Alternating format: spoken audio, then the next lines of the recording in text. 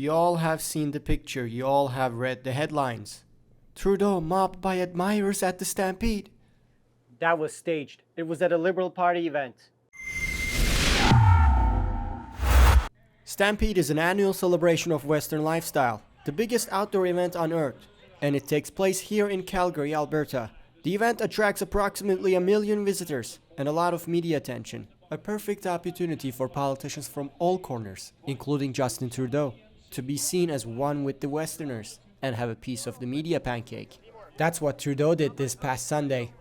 Justin Trudeau, who forces his environmentalism onto others. There is no plan B because there's no planet B. Who implemented the ever-increasing carbon tax. A lot of what you pay per liter is tax, and that's going up.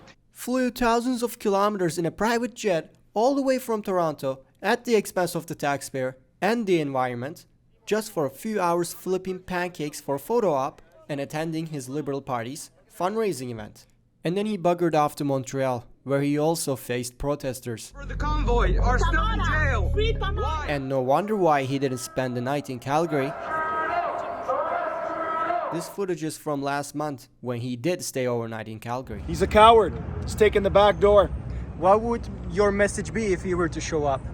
He's a pharmaceutical tyrant, prostitute. What kind of country locks their dissidents inside their country? He doesn't serve Canada. He serves someone else. Was it worth flying thousands of kilometers at taxpayers' expense for a staged photo op? The government-funded prostitutes made it worthwhile for Trudeau. All the major mainstream media outlets across Canada wired this headline from the Canadian press. Trudeau mobbed by admirers at Stampede. Dozens of angry demonstrators gathered at a Liberal campaign stop in Bolton, Ontario. Trudeau attracts protesters no matter where he is. Communist!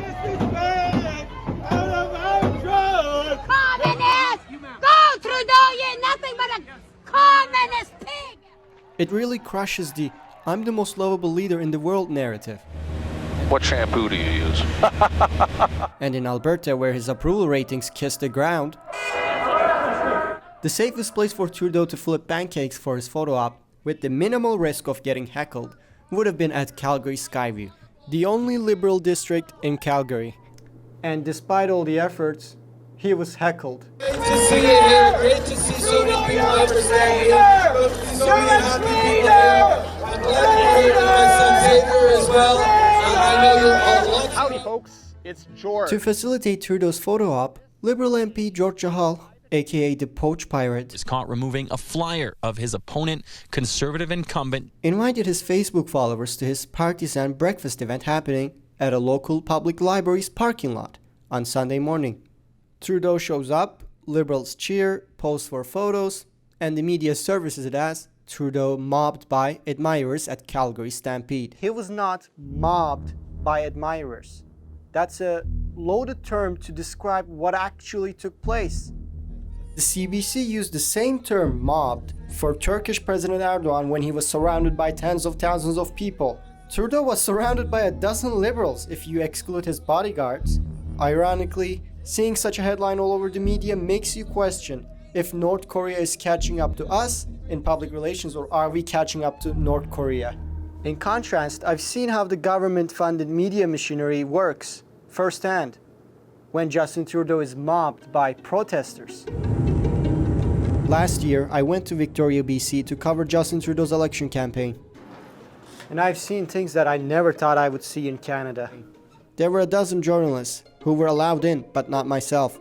I was asked to leave. This is a private event, so we will have to ask you to leave, please, sir. None of my colleagues at Rebel News are allowed the opportunity to ask a question to the Prime Minister, since the Prime Minister doesn't consider us to be a news organization. The reality is, organizations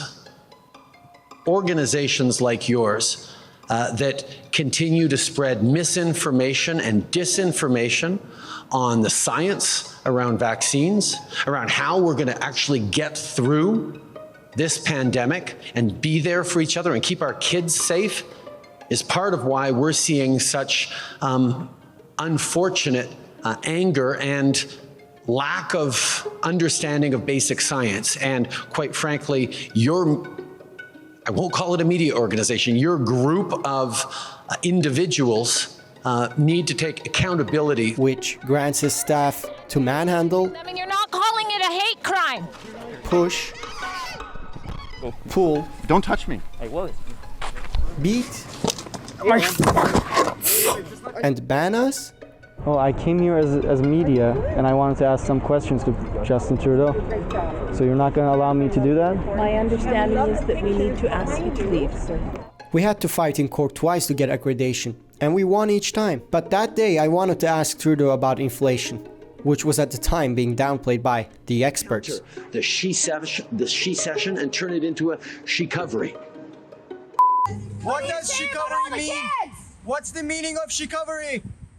Let's revisit my video from last year. And please watch it until the end so that you can see the contrast between Trudeau being mobbed by dissenters as opposed to being mobbed by admirers. How further Liberal staffers are willing to go to protect the image of their dear leader, and how the mainstream media makes Trudeau's handouts a worthwhile investment for him. As this woman was yelling vaccine-related concerns, Liberal staffers formed a line in front of her.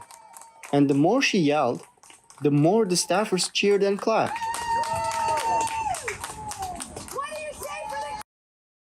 What do you say the kid... Because of a CDC in the room! Prime Minister Trudeau! Answer for your actions!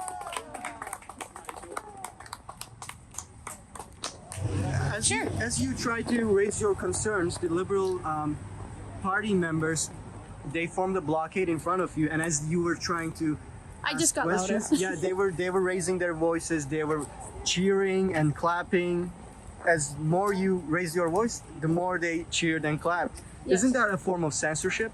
Yeah, it is a form of censorship, actually. It is a form of censorship. Laugh all you want. Laugh all you want. I think. voices should be Laugh heard all in you this want. country. What's your name? Just one. What's your name? Laugh all you want. I came from Turkey, and this is the same thing the Turkish president's bodyguards do to protesters. They yell at them so that they don't raise their concerns, so they won't be heard. Ha ha ha, they laughed. But I didn't say anything funny. This is in fact a tactic that is regularly employed by Turkish president's army of bodyguards towards protesters.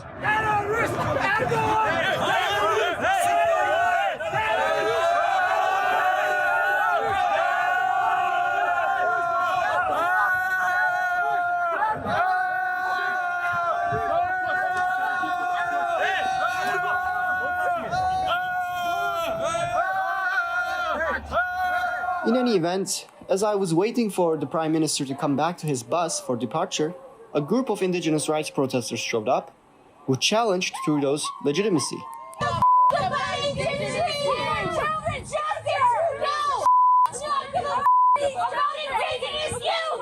You are such an unsafe person on this land!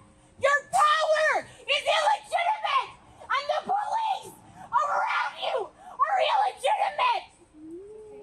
You have no power on stolen land! I don't know about that, but anyway. I guess we're done here.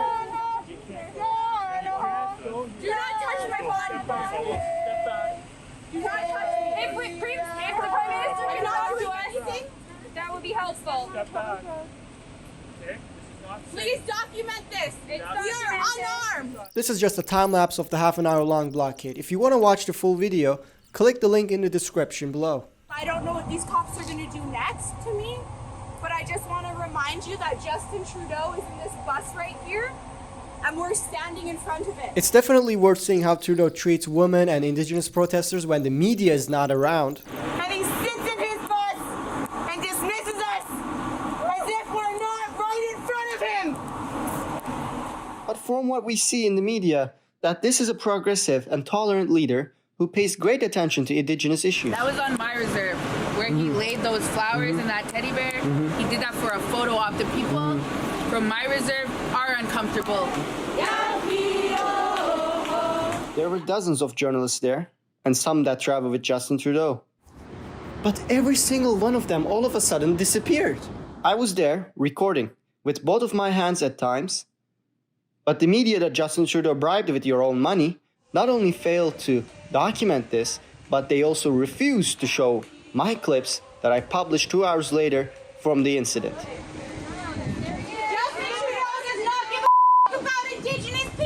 Justin, why don't you engage with the protesters? Justin Trudeau does not give a fuck about Indigenous people or old growth. And on top of that, they said that it never happened and it was completely fake news, in spite of the video evidence.